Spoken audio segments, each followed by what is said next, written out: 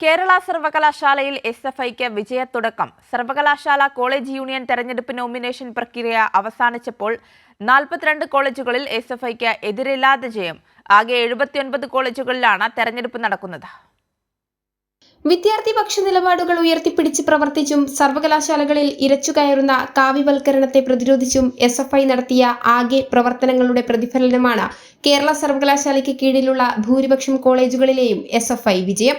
College union തെരഞ്ഞെടുപ്പ് nomination പ്രക്രിയ അവസാനിച്ചപ്പോൾ 42 കോളേജുകളിലാണ് എതിരില്ലാതെ SFI വിജയം കരസ്ഥമാക്കിയത്. തിരുവനന്തപുരത്ത് 37 കോളേജുകളിൽ 19 കോളേജുകളിലും, കൊല്ലത്ത് 19-ൽ 10ഇടത്തും, ആലപ്പുഴയിൽ 19-ൽ 13ഇടത്തും എസ്എഫ്ഐ വിജയിച്ചു.